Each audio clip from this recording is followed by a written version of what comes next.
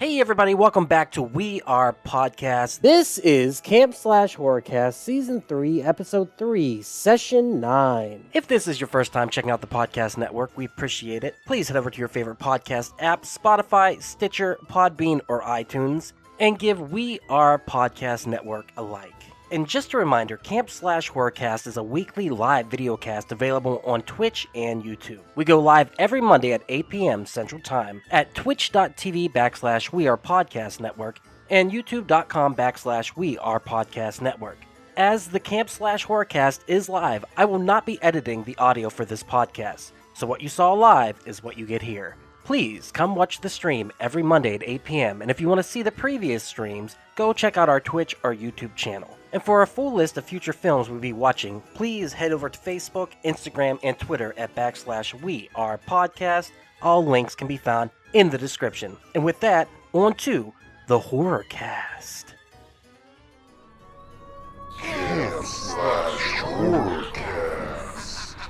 Alright, you guys ready? No, you need to watch Troll. Do it! Because we are live right now, I think. I hope. I fucking love Kroll. I do love Kroll. I loved Crow. I had the Kroll board game. I dated Kroll, and I was Kroll. I once made out for 6 hours with Kroll. You guys weren't there, but it was great.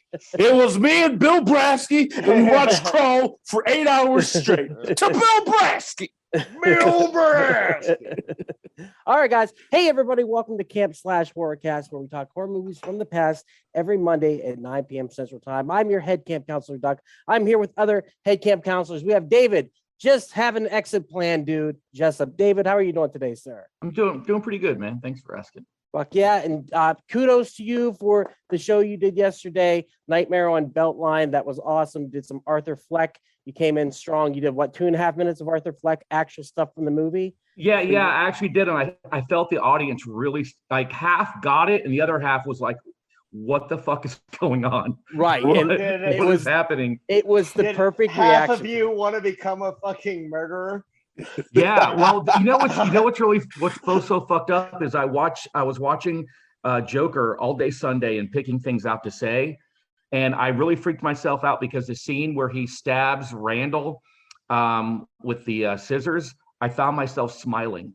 Oh, well, of course. Did you feel the urge to murder Robert De Niro in front of Mark Maron? Yes, I did. That's what you fucking get. That's what you fucking deserve. Next, we got Jacob. Madness is just overactive curiosity. Pinkston. Jacob, how are you, sir? I'm doing great, man. I can't wait to continue talking about Kroll. It was Fuck such yeah. a fun movie. We can do a dual cast, can't we? We can. Oh yeah, we can talk. I mean, y'all can talk about Session Yawn all y'all want. Agreed. Keep talking about Kroll. God damn, dude. We will get into it. Next, we have Jay. What's the stupidest thing you have ever done, McClintock? Jay, how are you doing, sir? I'm doing fine. Doing just fine. Fuck yeah. Finally, we got Hobby. Hey, fuck you. Byron. Yeah. Hobby, how are you, sir? I'm fantastic. How are you? I don't care. That's I want my to care. How are you? favorite part. I'm doing good. I'm doing good. Guys, we watched Session 9. We're going to talk about that in a minute. But first, I want to talk about our friend who passed away, Patrick Stevens. He was awesome. He was a fucking legend. I don't know what to say to him. He passed away on Saturday. And I just wanted to give a shout out to him on the cast, let everyone know that we're thinking about his family and that we loved him. We love y'all. And just Patrick was the coolest guy. He was a sweetheart. He always walked in the room with that mischievous grin on his face. Yeah, Jake, go ahead. Austin is putting a show together at the Arlington Improv, I believe, for a fundraiser show. I believe Steve Hurst is going to be there. Cool. I talked to him the other night. We're trying to figure out comics that we should put on there. Dude, but I'm not a comic, but I would love to do 5 minutes. Yeah, of course. That would be awesome. Of course. Let's get in touch with Austin. Patrick was one of the first, if not the first comedian I ever saw on stage. So when I went to the Arlington Improv, I was super nervous, and I went to an open mic night, and I saw this guy on stage that just exuded pure confidence. And not every joke was landing, but he would just kind of zoom over it like it wasn't a big deal, you know what I mean? And he just had fun, and like he would curse and swear and pick on the people in the stage. He wasn't big on swearing, I should say, but he would be picking on people is what he was doing. And He's a roaster. He was a roaster, dude. He was a total roaster. And actually, he cheered me on the first time I ever got on stage. He was there. He introduced me. This is a long time ago, 7 years ago. And it was Patrick. I got to shake his hand when I went on stage for the 5 minutes I was up there. He started the Arlington Improv open mic. Yeah, dude. He was just a legend. And that's why I think I saw him there. And no, I didn't mean to cut you off. I'm just, no, he was where you were. Yeah, that was where I was at, the Arlington open mic. And then Patrick was friends with everyone, of course. Like he was everyone's buddy. He had that personality, and like me and him didn't connect for a long time, but once we finally did, we started talking about his motocross stuff, his well, it's not motocross, but stunt bike stuff. And then I helped him out with quite a bit of stuff with that. And then we did a podcast, but he was always kind. He didn't matter who you were. He was always good to you. And it didn't matter whether he knew you well or whether he just met you. He'd greet you with that smile and say something that was just outrageous, and you just knew he was a wild man. And so I just appreciate him. Jake, you were closest with him out of all of us, you know. I know that this hit you like it hit me too. It's just it's unbelievable that he's gone.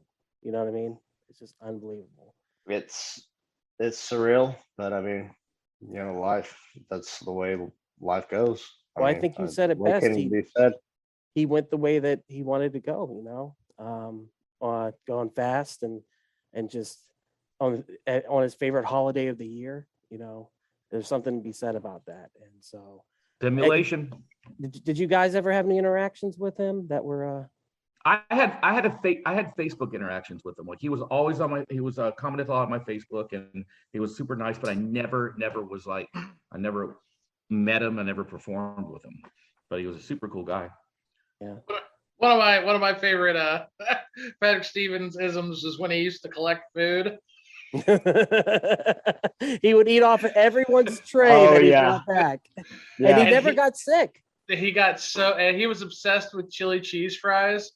And he would come up to me when I was expoing, and he'd go, "Jay, is it chili cheese time?" He did that. Chili cheese time. Yeah, dude. Yeah. And I mean, he grazed. He was legendary. And he had his section, you know, Patrick's Corner, which was middle left. He always had that section. I think they should give him like a plaque or something and put it over there. Call it Pat's They should.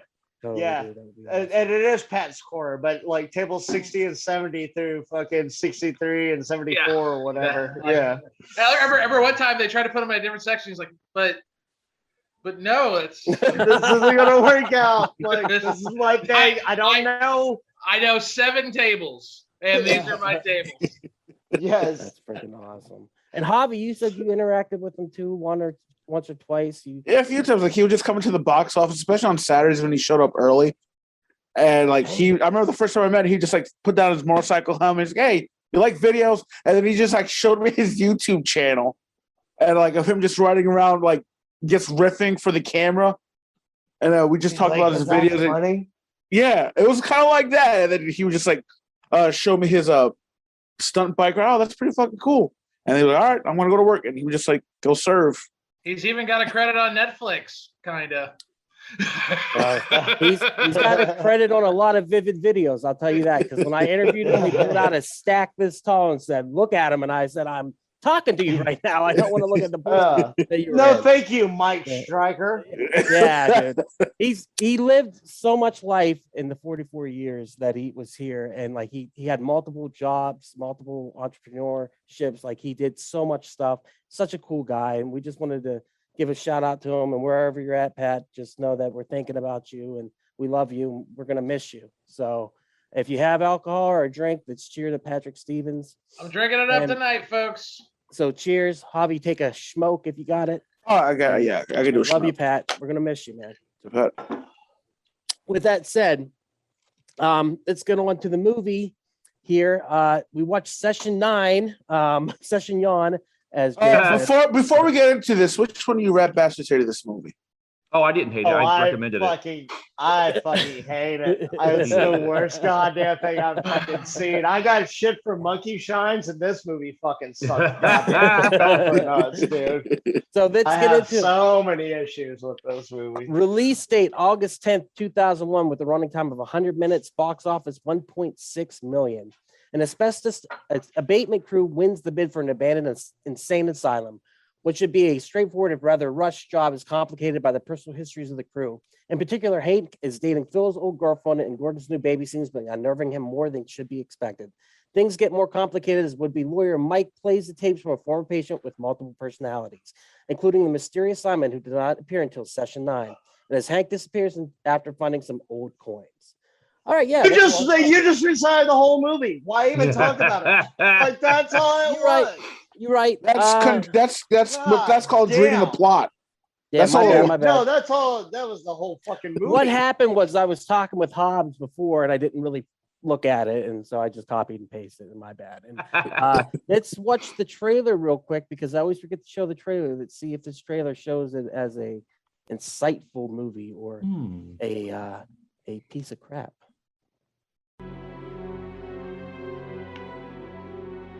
Everyone can see that. Danvers, yep, we can see it. Open 1855. Fuck, it takes place in Massachusetts, right outside of Lowell, and nobody has a Massachusetts accent in the whole fucking movie. The guy has an Irish accent. Yeah, it's Scottish. He's the fucking cook from 1 week we're gone. Train Spotting. I need the job. That's Falcone from Batman. He was also in Braveheart. Might actually want to be grateful. Ghost World, not Ghost World. He was. Westworld. Patricia Willard scandal, 1984. That was my favorite actor in the whole movie right there. That guy. Yeah. Mike? Hey, I love Mike. fun fact, have you ever played the game Red Dead Redemption 2? Yes. He is Josiah Trelawney. Hidden memories. Arthur, my dear boy. Really? That guy is Yes. Trelawney? Yes, he is. I fucking love Trelawney! I know. Find out about Hank. They're gonna find out about the others. What are the others?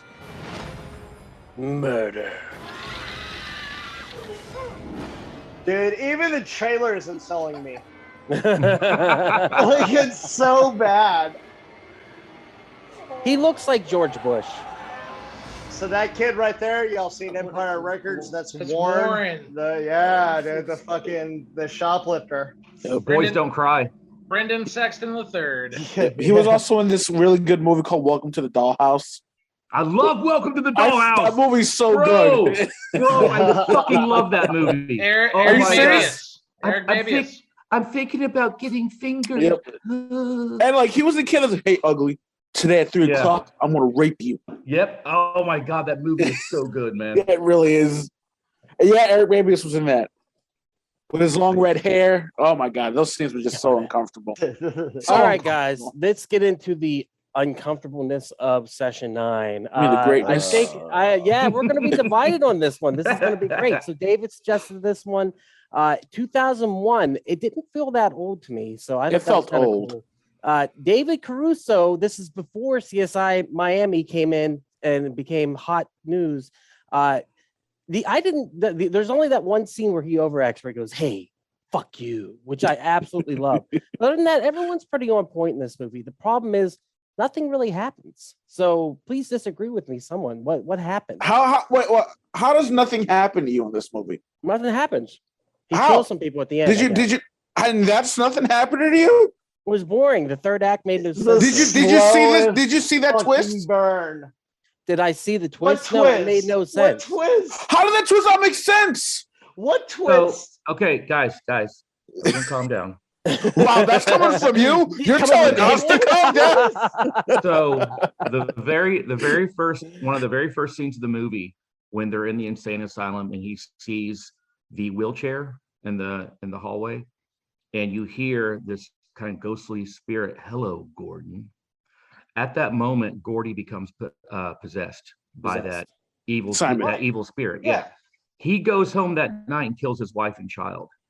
And so the twist is, at the end, he's been killing all these people, and he was possessed from that very moment.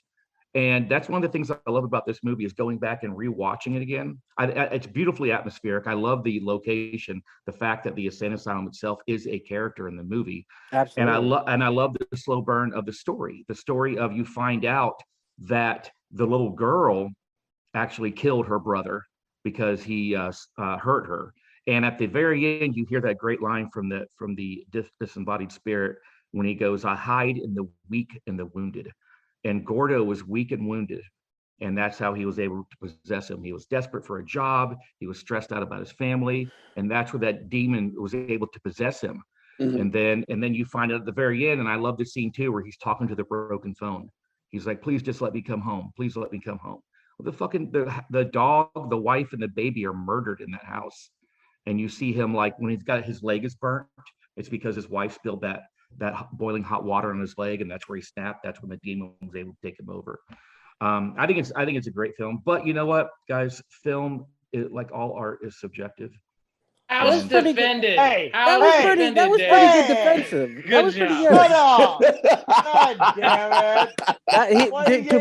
Don't get your feelings hurt. To clarify it in such a way to be like, here's when the demon got him, guys, and you missed it. I was like, all right, fair enough. And also, like school's in session 9 now. Also, it has for me, it has one of the greatest jump scares ever when what's his face is in the hallway and it's at night and that weird spirit comes out of the corner. The shadow. That got me so good, man. I love that scene. I think I screwed up because I watched it on a small telephone, so I don't think it's. I watched it through a viewfinder. I didn't have sound. You were just going by each frame just like that. Jake has been watching this movie since 2:30 this morning. Well, I think I didn't see the same movie. Jake was watching it on a flip picture. It was just flipping the pages. My thumb must have caught that page. I missed that scene. And also another really great scene I think is fantastic is when you get set up that the kid is afraid of the dark and he's running down the hall. That was cool. And the darkness is chasing him. Yes. It's absolutely gorgeous. And I'm also I work at a law firm which deals with asbestos. So I already had like an in. I was very interested in this movie because of the asbestos angle, and I know a lot about that. So anyway, there's a lot of asbestos in lawyer buildings. Well, no, that's our main moneymaker is asbestos lawsuits.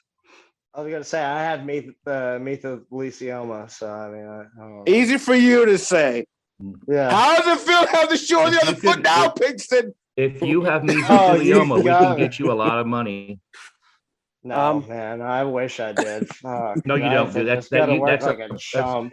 What happens is your lungs turn into glass, and every time you breathe, it feels like your lungs are being cut with little razor blades, and you end up suffocating on your own mucus. Jokes on you. That's my king. So with this, I agree with you 100% that the insane asylum, which they are only allowed to film in a small portion of it, that's why you kind of see the same rooms over and over again, is such a character, and they use natural lighting. It feels like you're in there. And when I was younger, there was a haunted mansion near where I grew up, and we used to sneak in there at night. Yeah, we poked some news, I'll say it. And it was fun as shit. And that's what this asylum reminded me of, was going into there and being in just a haunted, creepy place where you're just like, oh shit, the devil itself is resting here. But I will also say, leaving the improv the other night with Jay, that was freaky because Jay turned off the lights and there was a presence there too. I felt. I was like, this is fucking creepy as hell. Jay shaking his head, nah. Well, it was that first comic that bombed so bad he committed suicide later on that night. That's who it was. Is that true? Probably. Oh, shit. I mean, he should have. I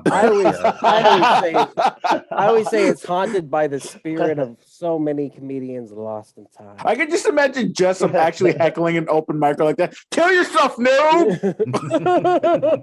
I'll tell you guys later, but I almost screamed at him in the parking lot, and I'll explain to you later. But later. Whoever the kid was that was doing Adam Sandler. Oh, okay. Well, yeah, you should have done more than screamed at him then at that point. That was later. Jay, was he doing Jill or Jack? Come on, my babies. So was he doing Zohan? Wait, hold on, Jay, you like the movie? Yeah, David actually introduced it to me about 2 months ago or so. I think so, yeah. In one of our Wednesday night choices. He introduced me to Session 9, and then the next week we turned around and watched Grave Encounters, which I do think is a better movie personally. However, I do think that Session 9, for its time, it's got a lot of. I think it does a lot of things. It's another one of those movies that does less, and sometimes I think when movies do less, they actually do more. And 20 years ago, I would have ripped this movie apart. I would have thought it was stupid. I'm just going to tell you right now. He would have ripped it to shreds. But now, but seeing it now, I like, you can kind of, I'm the same age as a lot of the guys in the movie now. So I find that when you age as a person, I find that characters that were kind of out of touch for you, I think that you can kind of relate to them a little bit more. Not so much the homicidal guy who killed his whole family, but like David Caruso trying to be on time. And then you got, Josh Lucas, who's just, trying to figure out what his next move was. I mean, Josh Lucas, man, this was he's good. I thought he shredded in this movie. Yeah, he was very good. He's good at playing those douches. Yeah. Ryan Gosling saw him in this and was like, that's what I'm going to use in The Nice Guys. I'm going to look just like that. I forgot history with the movie. David, when did you first see this? I saw this on HBO, and I was I'm a Brad Anderson fan, so I had seen The Machinist with Christian Bale. Christian Bale. And so when I saw this and saw that he had directed it, because originally I saw this and I was like, David Caruso, fuck that guy. But when I saw that Brad Anderson was in it, I was like, okay, I'll give this a shot. And right from the beginning, I fucking fell in love with it. Again, I love abandoned stuff and creepy, and I'm really bummed out. They destroyed the insane asylum like soon after this movie was made. Like there's nothing left of it anymore. Would y'all agree as well that this is like one of the few like quote unquote haunted house movies that really isn't fun at all? Like like House on Hill, like wholeheartedly. But like House on Hill, it lacks any camp. Yeah, it's very serious. And I like that. And that's another thing I find I like, because when I think of like campy old haunted house, I always think of like comedies like Abbott and Costello and things like that, or Monster Squad, for crying out loud. But this one, it really Hillbillies in a haunted house. This feels like like every time they're even thinking of like cracking a joke between themselves, like the director came in and like punched somebody in the stomach and was like, the Boys Don't Cry guy is as close to comic relief as we get. There are some funny moments. He gets checked all the real time. quick. Like you could see him like he's almost about to get a laugh, and they're like, just shut him down. They're under pressure. Mullet head, yeah. They're under pressure though, and like the one guy says, he goes, "This job used to be fun. We work all day and then go drink like when we were young men, but it's not fun anymore. Like all this pressure and like." The character dynamics are interesting. The weird one is with the David Caruso and the guy who was in Hulk, the first one who was crippled. Josh Lucas. Thank you. I couldn't think of his name. He was also in Sweet Home Alabama. I think I had to see that in theaters. He's like Dollar General Matthew McConaughey. American Psycho. Was he in American Psycho? Yes, he was. He's great in American Psycho. Came out a year before this. He said at one point, like, I'm just fucking her to mess with him. And I was like, that's such a weird thing. Like, do you have a thing for him? Like, why are you doing like? Because he's a little rascal. He likes to push the envelope. Well, I'm banging your girl. Yeah, there's plenty of guys. She told me to say hi. Yeah, it was so fucked up. Well, I mean, there's plenty of guys who get off and just banging their friend's girl just because they can say they did. I mean, there's a power dynamic there. Also, I think there was a sense that these guys had worked together a lot, and Hank and David Caruso never got along. And so I got the sense that David Caruso is kind of like the assistant manager who would like boss people around. And so there's that dynamic to it where he's like, I'm gonna just fuck him over. Well, but I also like that he openly admitted that the worst mistake of his life was introducing those two. Introducing Hank both and of Amy. them. Like, that fucking whore Amy and that fucking poor Josh Lucas. And it was like that scene actually touched. I will say that. Yeah, absolutely. Where he's vulnerable. And he's like, and then I was like, I hit the woman that I love. It was an accident. That shit. Yeah. That resonated. No, I mean, it is very real, and it also, I mean, like Jay said, it's not fun. It has almost a documentary feel to it. The way it's shot, it's very grainy, you know. And it was shot on 24 frame per second digital cameras. It was one of the first films to be done on digital. Yeah, so that's pretty cool. I remember I did have like a little bit of a laugh where they're there early, and then he goes, "I want to go home," and Cruz is just like, "Okay, I want to go inside now." He was just like, I'm uncomfortable. I'm good. But also, I think another character in this movie is that soundtrack, the musical score. Absolutely, the score and the sound effects of this movie sell what horror it has in it. I think the cinematography is good because I like the using the natural elements of the insane asylum. Like they didn't have to bring in a lot of props or anything like that. Like it is actually what it is, and that's what reminded me of the mansion, the hauntedness of it, because it was cluttered and full of like hoarding stuff and everything like that. And also, I just before I forget, I'm sorry to cut you off, Ducky. That's okay. But do you remember the scene? And I pointed this out to Jay, and he saw it when Mike is going and finding the reels, the audio reels. A light flickers on. And it flickers over the reel for session 9. Did you say I didn't catch that? No, you did catch it. I pointed it out to you, and I said, did you see that? And he said, yeah. So that was another really cool little subtle thing of like the demon, like kind of pushing him. Hey, listen to this. And let's talk about Mike. I just said it. Like that, Mike is not only he's underrated. Well, I find he was not only was he the most interesting character. I want to be Mike on any one of these crews. I've been working for about 30 minutes. I think it's time for me to go. Listen to some check audio, out movies. Check out That's what I was like. It's just cool. I don't know. But Mike also has the best. Oh my goodness. Mike also has the best monologue when he talks about the reason why these things got shut down. And that was a good one. Yeah, and then there's that great scene where he explains how you do the lobotomy. The lobotomy. And it was the way the camera, at the end, and the way the camera spins around and it shows him doing it. You know, it was just, I thought it was fantastic. Yeah, it was replicated at the end. He had the chopstick by his eye, and then it came back around to the same angle. Oh, and you see when he pulls it up, and Josh Lucas's head comes up and then falls down. Yes. Oh, it's so good. Don't worry, we'll be seeing it. We'll be seeing it.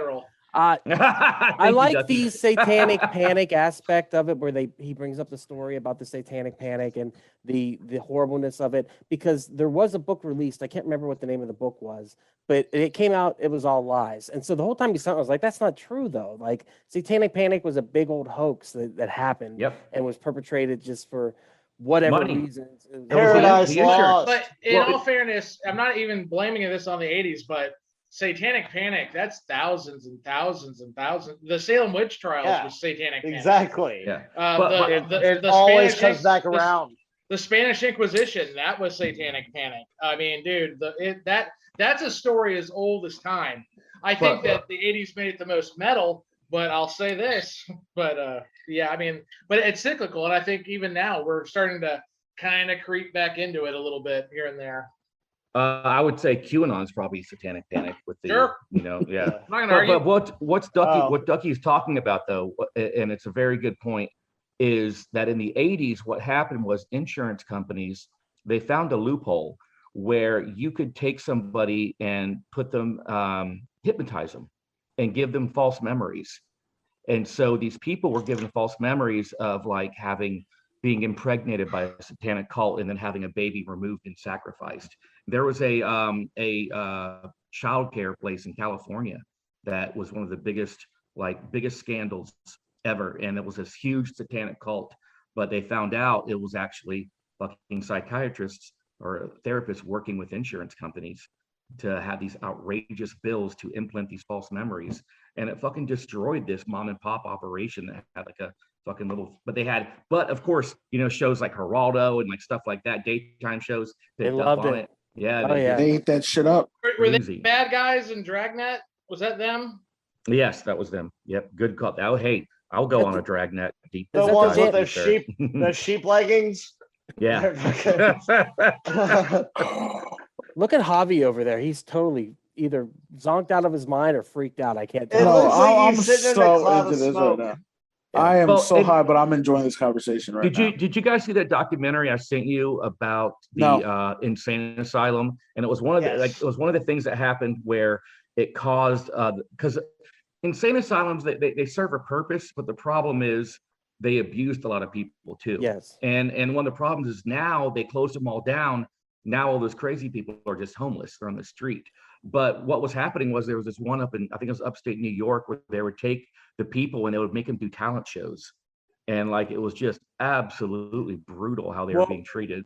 I used to take care of two guys who were one of the first people to come out of the Geraldo Rivera did like a special report on an insane asylum where like people were crawling around in their own feces. Yeah. Like they just weren't being taken care of. And he went in and they were bunched in and the people who were in there were a lot of mentally handicapped people. There were some people who were mentally disturbed, but a lot were MRMH or ID or whatever you call it now, intellectually disabled.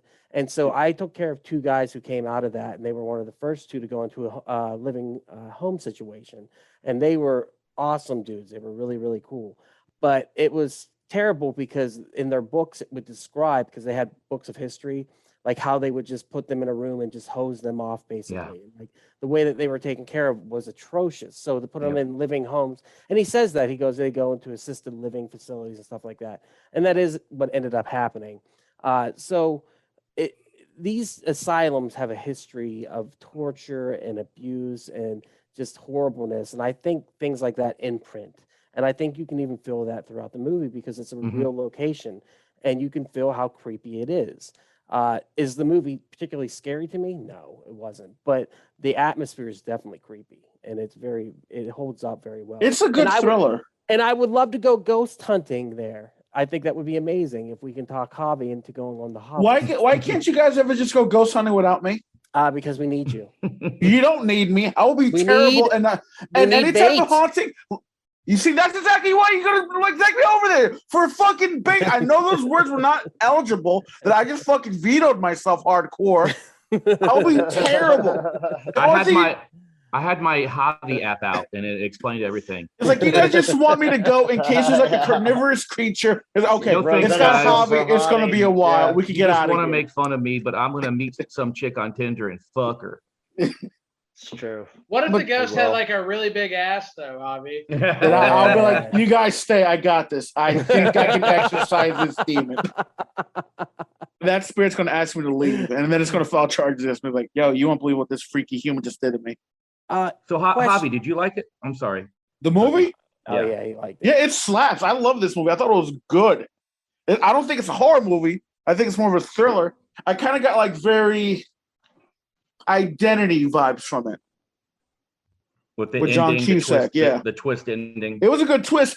M. Night Shyamalan learned a thing or two from that twist ending. It was definitely going for the Shining feel, but it didn't hold up. Like that third act just falls apart. But the first two acts, I was definitely there for. I was just confused by the third act, and it's just one of those things where I was just like, it didn't really pay off that he was the killer. And then that kind of trying to show David Caruso as the killer, where he's got the little switchblade or knife or whatever it was. And like, I was just like, who's the killer and why? And he lost it over a fucking possessed. Water. Yeah, David pointed that out. I didn't know that when I was watching it. I'm videoing that. Yeah. Well, and that's you know what, and Ducky, that's one of the things I love about rewatching this movie is like knowing the ending and then you rewatch it again. I'm not telling you to rewatch it, but it's really interesting to see how they set everything up, and then you're like, oh shit! Right from the get go, he's already possessed. Like he's already fucked. He kills his wife and child and dog right from the beginning. I mean, they pretty much give that away too in the sound editing because you hear the wife and then you hear everything. And the dog barking. But how awesome were those audio tapes though? Those are so fucking well. I got a little bit creeped out by it, especially when Simon was on the audio. Yeah, man. It's so good. I think Simon having the male voice too also kind of threw it off. I thought that was kind of cool. First of all, that makes it even creepy because that's coming out of the sound of a little girl. Yeah. And she's talking like a full-on adult man. Yeah. Well, and it's just, again, that line at the end, I hide in the weak and the wounded. That's so good. And I love that fact that he sounded like an arrogant son of a bitch. Oh, he's an arrogant guy. He's an arrogant demon, man. He was so fucking arrogant. hello, Gordon. And he's like, yes, I can get you. I'm going to kill your wife and your dog and your kid. Yeah, the possession thing I didn't get when I watched it. And then there was a bunch of hidden scenes or cut scenes from it where there was a homeless girl running around the asylum and people thought it was the spirit of Mary Beth or whatever the girl's name was who was on the tapes. And I think they should have kept that in because I think that would have made it more interesting. But they cut I didn't it know out. that. Really? That's Yeah, cool. they cut it out because people thought that, and they were like, "No, we just want them to think it was a homeless girl." I was like, "No, that makes it more interesting." The idea of the ghost that's haunting the place and it ends up being a homeless girl. I think that's a better twist than Caruso isn't the killer, even though he keeps bringing up the ex-girlfriend over and over again. I don't know. A lot of the dialogue between the characters I thought was great. I thought the thriller aspect of it was great. I thought the fact that everything took place in the daylight was awesome. I thought that was very cool, especially because going into the haunted house, you got to go in at night. You got to go into the haunted mansion at night. So the fact that they didn't, You're so white. You are the whitest person. Oh, to that come statement on, right dude! there. Come on, you know you want to go. Let's go. Well, that also annoyed me about Mike. And when he plugged back in the generator, a light comes on in the other room, and he goes, "Huh? What's this doing here?" He holds up a light. Oh, employees only. Let me do the white thing and go further into the darkness. Well, he is technically an employee. I know, but still, like, why? Why would you do that? You just gotta get in, turn it on, get the fuck out of Dodge. Jake, you're chopping at the bits, Huh? What? No, I don't know. Look, I'm just saying. Like, Jake, I can see you down there, though. Read your your ready. notes. Read your I notes. took some notes. Those were amazing. Come on, it's like they're about the length of an let's Adam see. Sandler VMA speech. No, they Okay. remind me of I was stopping the frame watching the Joker and they look like Arthur Fleck's joke book. I want my death to make sense. You'll see, like, CENTS. So never turn down gum. Okay, that's one of the first things that Gordo got to say. Is like, hey, do you want a piece of gum? And he's like, no. Well, if somebody offers you gum or a mint, fucking take it. Right there, Jake is like, I'm out. Yeah. Fuck this guy. Like, Josh Lucas is wearing all the protective gear in the world besides goggles. He gets something in his eyes. He's got a full fucking suit and a gas mask, but no goggles. Coins. He found a bunch of coins. From where? Where are they going? You see him spewing out of the wall, but then whenever it goes to the other side of the wall, there's no empty. way that they could have. That's actually a really good point. I thought that too when I saw that. I was like, wait a second, they were pouring out. Like And the then I T-Rex did that. explosion in Jurassic Park. Yeah, They have 1 week to finish the job. Mike just decides to quit and go listen to tapes of that did stress me out. people. The amount of time they had and the amount of time they were fucking off made me very anxious as they were. Right. And also, this movie was filmed before dissociative identity disorder was cool. Now everybody on TikTok has this fucking shit. It's fucking insane. Yeah, all the altars. Let's see here. Everybody from Massachusetts, ain't nobody got no accent. That was already done earlier. Scariest thing in this movie, honestly, was the hydrogen peroxide on his leg. But not because it was that was not hydrogen peroxide. That was fucking mercurochrome. I don't know if you know this. That's called monkey blood. And that shit burns like a motherfucker if you put it on there. It was red, and that looked fucking really painful. I don't understand why Gordo hated weed so much. Like, he was like against David Caruso, CSI, smoking bud, even though he was lying about graffiti artists. And that was a weird plot line too. I never just. Oh, that's what he was buying weed. Okay. Yes, he was buying weed, dude. Yeah. Oh, okay. Weed. And why did they have to be Mexican? That's that's weed out there in Massachusetts. Come on, what are you? He bought it from Cheech and Chong. What are you doing? Blood runs down the window. Ding. The carnival music. After that point, they added a lot of carnival music. It was weird. I clipped that. I was freaked out. That was weird. I agree. And then, I'm pretty much done. But I mean, it's a movie. It's a movie. That's what I was going to say. That's exactly what I thought after it was over. And sometimes you watch a movie and it's just a movie. It is what it is. It doesn't stay with you. It's not particularly great, but like you said, art is subversive. So some people are going to enjoy it more than others. So go ahead, Hobbs. The guy from the beginning, the guy that offered Gordo the job, he was also on CSI Miami. He was Frank. He's the one that David Caruso is always talking to in the intro. He goes, "Oh no, Frank, we killed him," or something like that. He's like his partner in that show, so it's like a nice little reunion. Nice.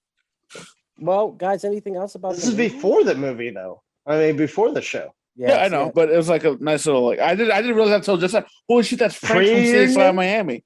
A pre-union. Well, was there anything else you guys liked about the movie, or anything else that really stuck out to you? I love it.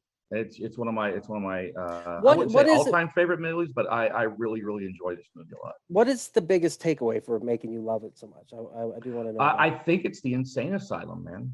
It's so real because it's not made up. It's not a studio. You're not on a lot in LA. You are in the actual insane asylum, and you can feel it. Like you said, you can feel it. You can feel what has happened there.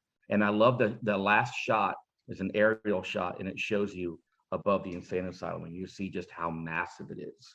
The bathroom. Yeah, I love big areas like that. So watching this, that's the one thing I did enjoy, because I have nightmares about mansions and insane asylums and large areas where, like, I'm living in one area but the others are haunted and I don't want to go there, or I talk to the ghost or stuff like that, or like I have like a Shining type hotel where these rooms will be haunted and I'm always trying to clean it up, and like I have these nightmares all the time, but I kind of enjoy them at the end of the night because they go away.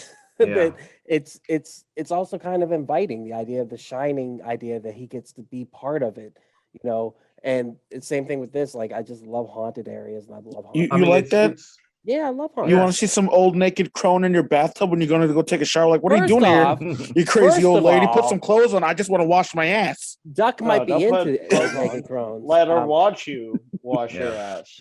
I feel the same way, Duck. Like, I feel that thing of like being afraid, but also being into it. Like when my wife straps on a dildo and butt fucks me up, I'm afraid of it.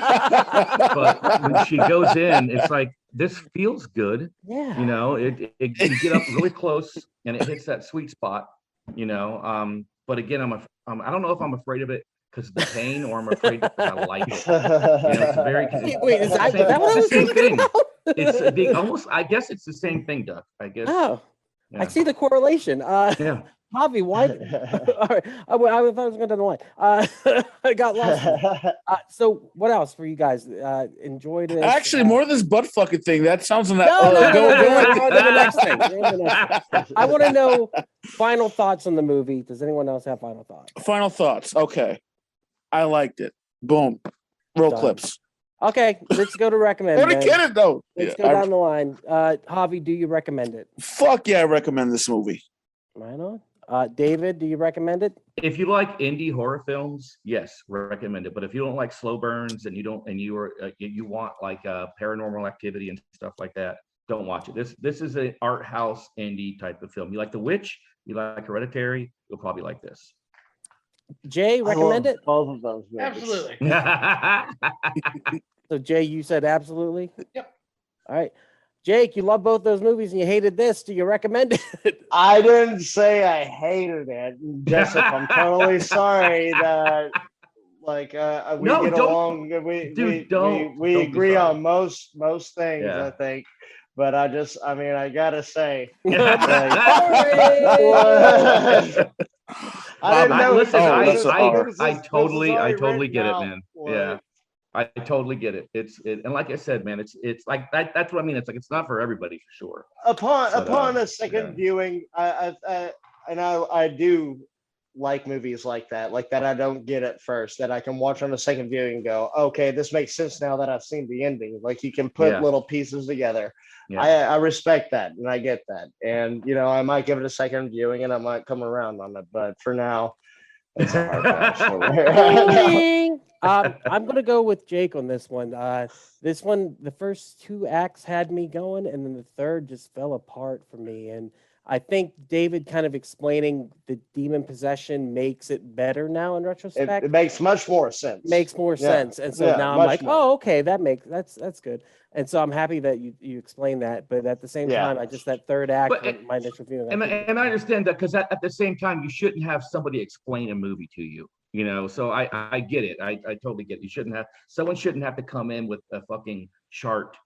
And I get what you're saying, guys. This is why you didn't like this movie. This is why. If we didn't explain movies, we wouldn't have a podcast. So it's totally fine to explain movies. It's totally cool. No, I like it. I agree. Hey everyone, it's just Duck jumping in here real quick to say thank you so much for checking out the podcast today. If you're enjoying it, head over to your favorite podcast app, Spotify, Stitcher, Podbean, or iTunes, and give We Are Podcast Network a like. And just so you know, the next section of the podcast will be clips from the movie, so you can find replays of the live video stream at twitch.tv/We Are Podcast Network and youtube.com/We Are Podcast Network. Once again, all links can be found in the description. Come check out our live stream every Monday at 8 p.m. And for a full list of future films, check out our social media. You can find us at Facebook, Instagram, and Twitter at /We Are Podcast. And with that, back to the Horrorcast. All right, guys, let's get to some clips. And once again, on clip viewing, I always enjoy movies more. So, Gordon ain't fine. Let's rewind this a little bit. Gordon ain't fine. How's Wendy holding up? Beat the shit out of her. Jesus. Tired of me hitting her. Yeah. If you need anything, Gordon, you let me know, okay? I'm here. I need 3 caskets. You're gonna be fine. One for my wife, one for my baby, and one for the dog. I think Gordon looks a lot like That's My Bush. He does. Yeah. Mm-hmm. Falcone takes the bat. And talks planting to off each side of these like giant crooked bat wings. You know, one for female All patients, the other for male, you know? He was great in Air Force One. He's great in everything, dude. Good that guy's character just a actor. character actor. Yeah. Great character actor. Yeah. Loosing it, evidently. Hello, Gordon. Oh, that's it. Yeah, you're done. Come on. Oh, I was being possessed. I'm sorry. So that I like how they highlighted the thing in the background, which is just a piece of the scenery, but it almost looks like a demon or something coming up behind them. Yeah. Yep. Very Bad Things. That's a good movie with John Favreau. They're lovely. Yes, it is. What's the occasion, Gordon? I'm gonna murder you. I got these flowers to put over your grave, sweetie. Oh. What a dick. She says to me this morning while we're laying in bed to say hi to you. Oh, such an asshole. Keep it up.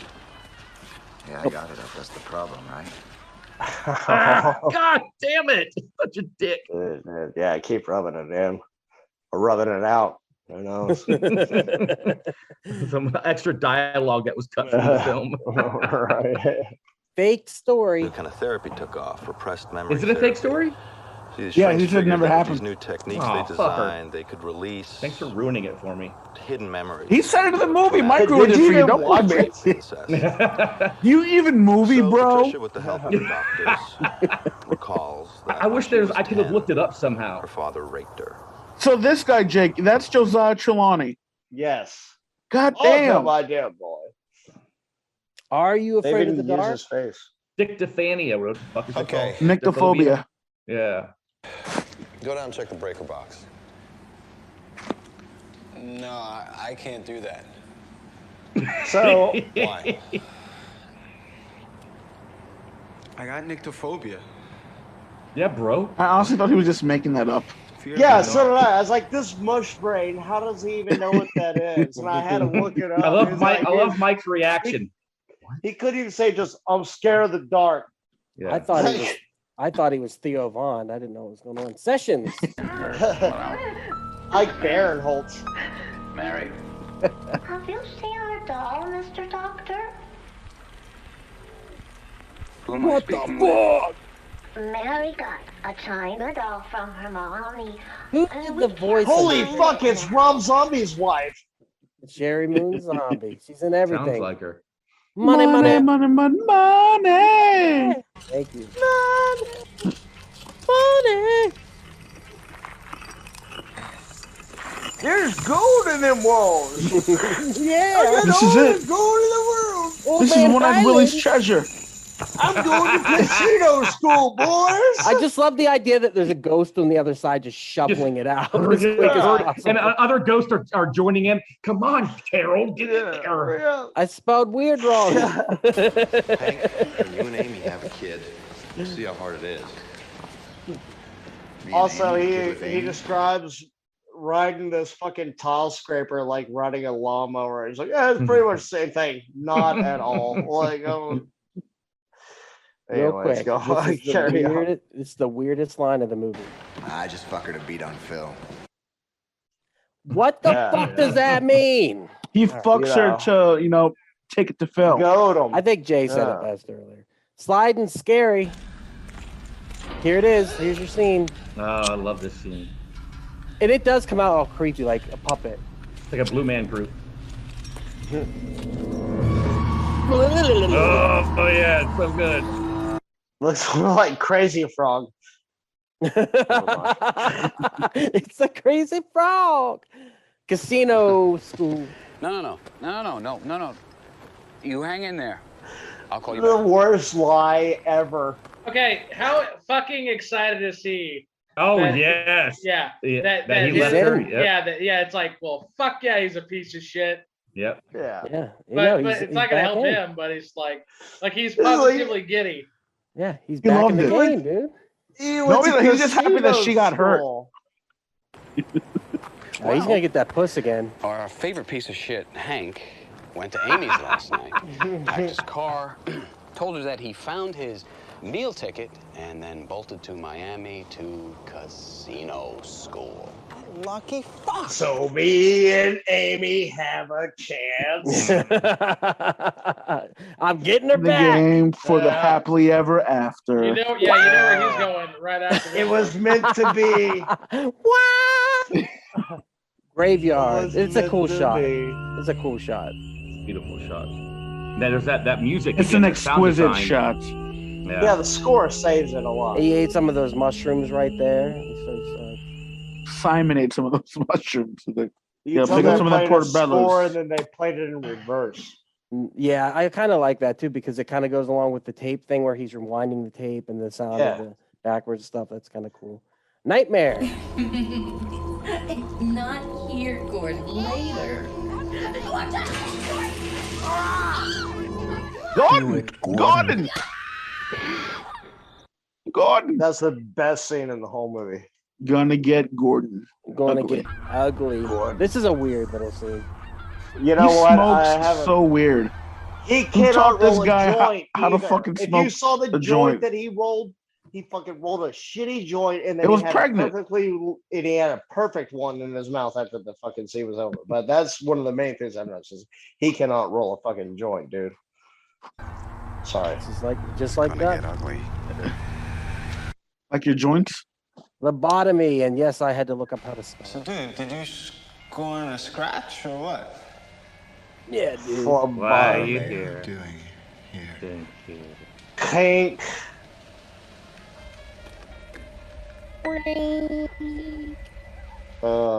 I feel bad for Hank. The right there. piano music kept reminding me of the opening of the Ghostbusters trailer with the da-da-da-na-na-na on piano. I don't That's know. right, boys. It's Dr. Venkman. They hate this. Oh, not that piano. scene. Exactly. Yes. This is my favorite. The only scene. piano scene that matters. 100% the best part. It goes Hey. 3 times as I love it. Fuck you. Hey. Fuck you. Fuck you. Fuck you. Hey. Fuck you. Fuck you. Love it. Love it. Evidently, this was scary. Not gonna lie. Oh yeah, this is great. Like you said, the darkness is chasing him. It's so good. Yeah. I would be losing He my really, shit. he really seems like he is losing his fucking mind. Yeah. I thought this was a nod to Jack Nicholson, not from The Shining so much, but a nod to One Flew Over the Cuckoo's Nest with the way this guy looks. Oh yeah, He looks like totally, Jack man. Nicholson, doesn't he? Yeah, that's Jack Nicholson from The Shining. Same forehead and everything. Yeah, that is awesome. Never thought about that. That's a Hank, massive We forehead. just watched a I movie know. with him in it. I mean, he brought it on himself, didn't he? I mean, it's typical, typical Henry. Yeah. Wrong place at the wrong time. Oh, so good. Oh, that's the he pulled that tool out of his coin wall at the very end. He's like, "What is this?" Right. And, they just got done telling the lobotomy story before that, and that is an actual lobotomy tool that they would use. Yeah, and we're about to see it pulled out of his face. The new guy. Slam. That's such a cool shot. The way it goes around. This is brutal. Do it, Gordon. Yeah! Do it, Gordon. Oh God. Gordon didn't even do the lobotomy right though. He just shoved it on the right side of his arm, the left side. What's the carnival music? Carnival music. It doesn't fit. You're right. Yeah, it's like Goosebumps music. Ting, ting, ting, ting. Yeah, it's like a Tales from the Crypt episode. I could have done without that. Where do you live, Simon? In X Mansion in Westchester, New York. And that's all she wrote. So good. There's another baby. Yeah. Oh, I thought you were singing Ace of Base just now. All right, guys. So that's that movie. Some movie recommendations, movies similar, I guess, in the idea. So we kind of went with DID. Me and Javi talked this one out. The first recommendation is going to be the movie Identity, which is awesome. It This takes is such a place good movie. in a motel, and it's kind of like a murder mystery kind of thing going on, and it is just got the coolest twist ending. If you've never seen it, everyone's seen this movie, right? Mm-hmm. Yeah, really good. Yeah, just worth your time. Hopefully, we get around to this one on the cast at some point. A lot of fun. Amanda Peet. Definitely, if you're listening to this, go watch Identity. It is worth your hour and a half. It is a fun fucking movie. The second one will be Split by M. Night Shyamalan. Ding dong. He got one in here. So going with the DID thing, the dissociative identity disorder, this movie is probably what caused all the TikTokers to believe that they are multiple personality motherfuckers. But what a great movie. I think this one being The follow-up was pure shit, though. This is really good. yeah. Though. Unbreakable's good. Split's awesome. Speaking of Glass's ass. Split's the shit. I watched this after a night of a cocaine binge. Oh wow! The next day I had the worst migraine, and I was like, "Let's watch a shitty cam copy of Split." And then we did, and I was just like, "Yeah, it's a pretty good movie, but I need more cocaine." I didn't watch the real version. Yeah, I think I'm splitting now. But what a great movie! I really enjoy it. It's a lot of fun. So yeah, go watch that. Do you guys have any recommendations for any movies? Jay, what did we watch after this that I really liked? We watched Grave Encounters, which is a found footage movie that also takes place in a real deal asylum, and it's kind of like a knock on Ghost Adventures, but it's also it's really well done. It even got a sequel. David can attest, and it's not boring at all. That movie goes 0 to 60 pretty quick, and if y'all haven't seen it. Yeah, I would recommend it. I'm not a fan of I was talking to Jay about this. Like the thing I hate about found footage movies is the guy holding the camera has to be doing this the entire time. And he really didn't. And you don't have to. Just hold your camera like this. You don't have to be having a fucking stroke as you're filming every scene.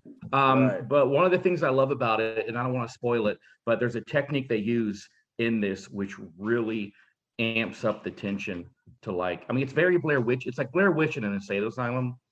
But it's Canadian. But they do so. And this is the thing. I was hating it, but I wasn't hating it because of a bad movie. I was hating it because of the bro Ghostbusters or the Ghost Hunters. They were so douchey, and they do such a good job of being douchey. Like, hey, bro, we're coming at me, Ghost. Come at me, bro. Shit like that. But they do such a good job. Have you ever watched Ghost Adventures? That's all that shit is. Oh yeah, that's all that is. Yeah. I can't Come at me, bro. See, here's the difference. Demons, Ghost it's Adventures, me, your boy. In Ghost Adventures, I don't think they always knew that they were being douchey bros. In this movie, they really leaned into it, but but then they have to kind of lean out of it. I mean, it's a lot of fun. It's done really well. Yeah, I highly recommend that, especially the whole, and again, it's a real insane asylum, so it has that really cool vibe to it. Anyone else got any recommendations? We doing comedy horrors? Sure. Watch The Burbs again. So good. Burbs is so good. I just watched it again the other night. It's really good. I've never seen The Burbs. Oh my God. Tom Hanks. Tom Hanks. I think and Jamie Lee Curtis. No. Princess Leia's in it, right? Yeah, Carrie Fisher. Yeah. I'm down. All right, guys.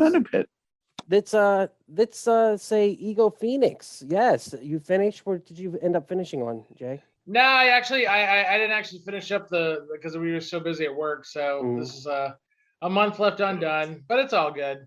Right on.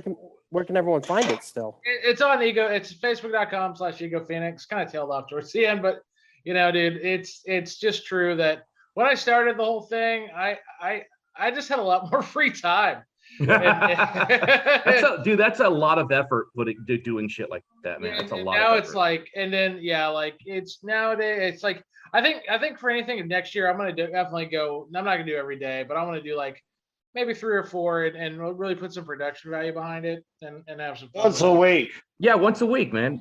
That's exactly really right. fucking crush it. Once a week, crush it. Yeah. Because Halloween's 5 weeks. You can do 5 really good movies, and there you go. Or something, and you know what? But I will tell you this: the one I really loved about doing this one around the world is you realize how small we are as people. Like we joke, I think we joke with ourselves, and I think a lot of us think we're pretty worldly. We're not. Yeah. Like there is so much mystery out there if you really go looking for it. And I said that today in this day and age, especially because we are so obsessed with both. We have our phones, but we also have the attention span of absolute gnats. So I think when you remove yourself from that, and it was a struggle for me, so I'm not judging. I am not casting stones. But like when I really kind of broke, I felt like I had a few breakthroughs where I was actually able to kind of, delve into things, and it actually got me really, really excited about the world around us. So that's all. David, where can they find you on the internet? Facebook, Stop Motion Nightmares, Instagram at the Children of Dave, and I don't know if I have any shows coming up. I'm doing a shit ton of murder mystery shows, but yeah. So that's it. Right on. Yeah, I agree. Those are very boring. I love you, dude. I know. And you can find us all on wearepodcast.podbean.com, where we have We Are Air, We Are Bagu, Camp/Horrorcast. You can check out our social media /Facebook, or Instagram, Facebook, Twitter, TikTok, /We Are Podcast. I put up WAP reviews on that. But come back next Monday for Camp/Horrorcast. What do we got? Poltergeist. We're gonna start our Poltergeist trilogy. We will decide if we're doing the remake or not, but we're at least gonna do the. We decided on Poltergeist. Okay, Poltergeist cool. to begin with, and then we're gonna do Final Destination after we finish up Poltergeist. So which version of Poltergeist are we doing? We're gonna do Poltergeist 1, 2, and 3 over the next couple months. The original run? Yes, the original. Yeah, the Toby Hooper version. Yeah, we're gonna. You mean the Steven Spielberg version? Yeah, I was gonna say the Steven Spielberg. I made you do it. So we're gonna start our trilogy of that, and we're gonna watch one a month, and then we're gonna go Final Destination one a month, and then we'll decide what we're doing after that as our everything. So it'll be a blast. So definitely come enjoy those movies with us. Other than that, keep horror in your heart, guys. Thank you so much for being here. This was an awesome cast. I had a blast. I can't wait to talk some Poltergeist with you. Everyone, listen, keep horror in your heart. With that said, let's shut this bad boy down. Once again, Patrick, we love you, brother. We miss you wherever you're at. Thank you so much for your time here on Earth with us. We love you, and we will see you on the other side, bro. With that said, bye. And there it is. Thank you again so much for checking out the podcast today. If you enjoyed it, head over to your favorite podcast app, Spotify, Stitcher, Podbean, and iTunes, and give We Are Podcast Network a like. And since this is Camp Slash Horrorcast, if you want to check us out live, we will be on Twitch and YouTube every Monday at 8 p.m. Central Time. You can find us at twitch.tv/We Are Podcast Network and youtube.com/We Are Podcast Network. And if you've enjoyed this podcast, you're going to love the other podcasts here on the We Are Podcast Network. We have We Are Air, where we talk movies, entertainment, whatever the fuck we want to talk about. That's me, that's Jake, and that's Javi. We're breaking down that pop culture, and we're having so much fun. And don't forget to check out We Are Bagu, a video game podcast, where we talk Atari to Steam and everything in between. That's me and Dr. Ethan Eastwood breaking down all that video game lore, heroes, Gyros, a Dungeons and Distractions side quest. Me and the boys were playing some D&D. You can start that one from Season 1, Episode 1. It's a blast the whole way through. And I hate being sober. Personal stories from epic people. I sit down with some of my favorite people of all time. We talk about their trials, their tribulations, and their journey this far. Also, check the links in the description for our social media. You can find us at Facebook, Instagram, and Twitter at /We Are Podcast Network. With that said, hopefully we see you in the live stream.